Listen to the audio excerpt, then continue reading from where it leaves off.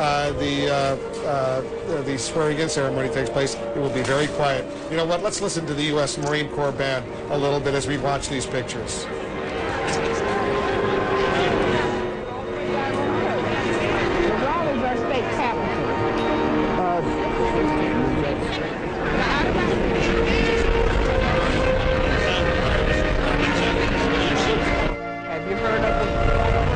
Ladies and gentlemen, the Chief Justice of the United States, the Honorable John G. Roberts, Jr., and the Associate Justices of the Supreme Court of the United States.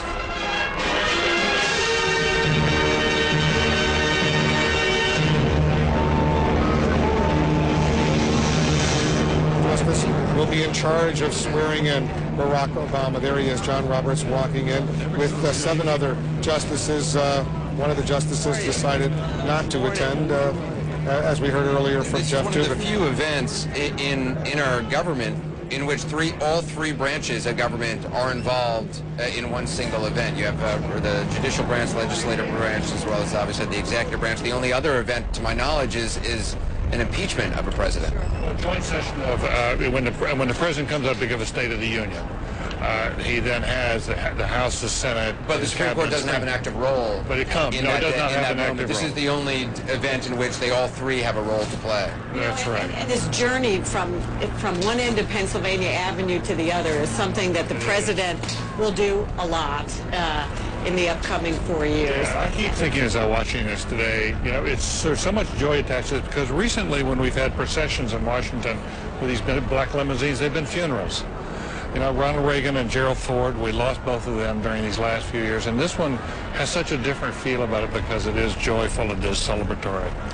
It's like fresh beginnings. As most know by Mr. William M. Daley, Miss Penny Pritzker, Mr. John W. Rogers Jr., Mr. Patrick G. Ryan, and Ms. Juliana Smoot, co-chairs of the 56th Presidential Inaugural Committee. And Mr. Let's talk a little bit about what is going to happen in the next hour in run-up to the swearing-in. Well, what happens now is the Obamas actually proceed to the Senate dining room. That they will have a chance to just relax a little bit and get ready. Some of the other VIPs, the dignitaries, are introduced to the crowd. The former presidents will be there. Former President and Mrs. Jimmy Carter, former President and Mrs. George H.W. Bush, and former President Bill Clinton, Senator Hillary Clinton, soon to be Secretary of State Hillary Clinton. It's interesting, as we look at Hillary Clinton, Anderson and Gloria, she was supposed to be confirmed as the Secretary of State together with some others by the full Senate later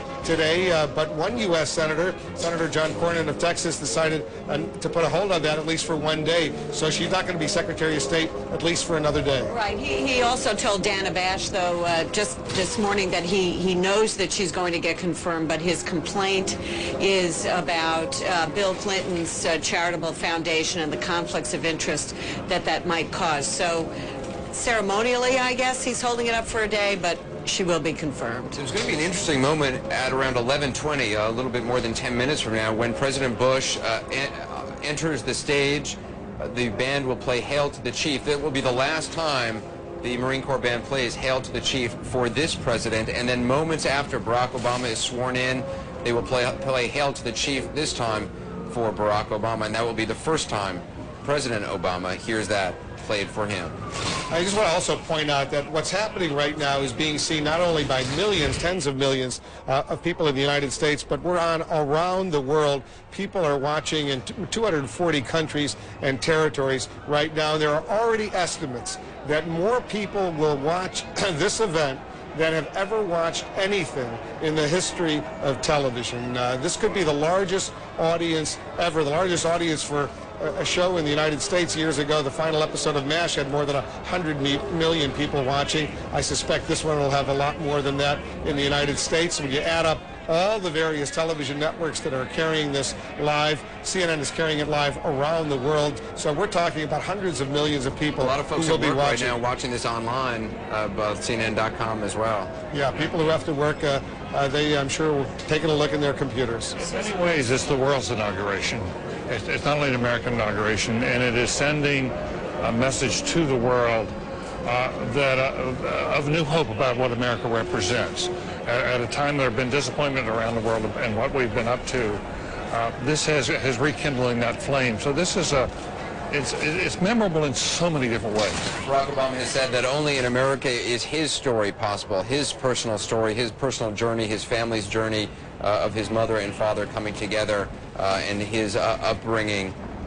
And it's what's connected him to so many people who also think, well, only in America is their story possible, too. Whether you're a Native American who come here from Europe as an immigrant, you have come here because you're a descendant of slaves, you've come here You for see the whatever former reason. vice presidents coming in. You saw Dan Quayle, Al Gore, and there's Walter Mondale and Mrs. Mondale. They were invited. They're attending just as the former presidents. You're going to be seeing and hearing from them. You're not going to be hearing from them. You're going to be seeing them very soon as they get ready It is to walk remarkable in. to think on this stage, on the west front of the Capitol, just about every person who we have watched over the last 20 years or so in government is there. I mean, this is the power of our country. If you can get a ticket to this and you're invited to this, you go to this because it is such an obvious moment in history. And you talk about how our country is able to self-correct and change. I mean, just think of Barack Obama putting his hand on that Bible, pledging to defend the Constitution of the United States that originally counted a black man as 3/5 of a person. And now he's president. Future Attorney General of the United States, Eric Holder. It is, as you say, Anderson, because there are so many defeated rivals on that stage, people who wanted to be president. It is reaffirming about the fact that at the end of the day, in a democracy, especially in this democracy, we try to put down our differences and join as one. And that is I think that keeping that spirit alive is very much the purpose of Barack Obama's inaugural. I might just note, Sean Donovan, future head of housing and urban development. I went to high school with him. we should tell our viewers we have just received a copy of the inaugural address. That it's not always true that the members of the press get a copy. Sometimes it's still being written in that car on the way up. But we can't say anything about it, but we have just received copies. It's a speech that Barack Obama has been working on now for several weeks. We were told it had largely been finished, what, about a week or so ago? Yes, but he's somebody who actually writes his own things, and he's written 2 books, as you all know, and he's somebody who works very closely with his speechwriter, but continues to tweak it until the very end because he believes in the power of words, as we know. You see now, you saw Eric Holder at the bottom. These are members of the incoming cabinet of Barack Obama's administration who are coming in. They'll be escorted into their seats as well. I also want to let our viewers know we're going to be doing something rather extraordinary in the next few minutes. We've ordered an exterior shot of the mall from way up in space, a satellite image. We'll take a picture of what's happening here in Washington, D.C., GOI 6 satellite to be precise. We're going to get the view from space. We're going to turn that picture around as quickly as we can, and you're going to see what this would look like if you were flying overhead from space, from a satellite.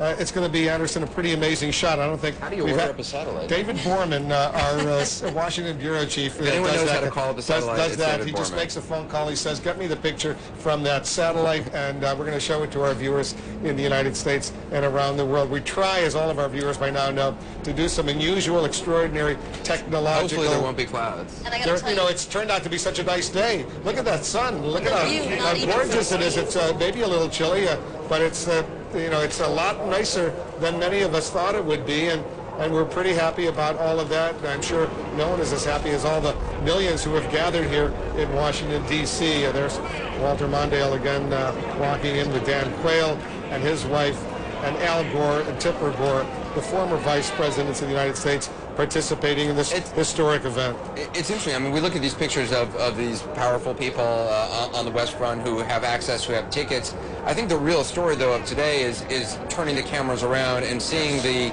more than 1 million people out who have come here from all around the world.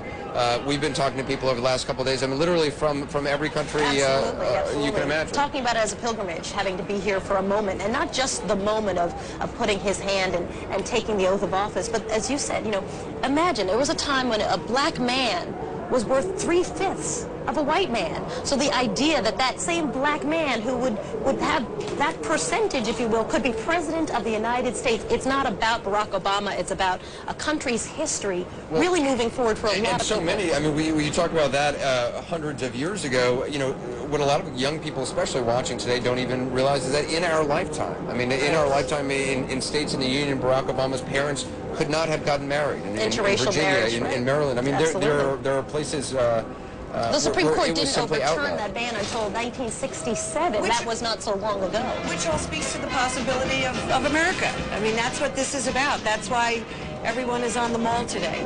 That's what they're applauding, not only Barack Obama, but he does represent the possibilities. Let's listen to the color guard for a moment.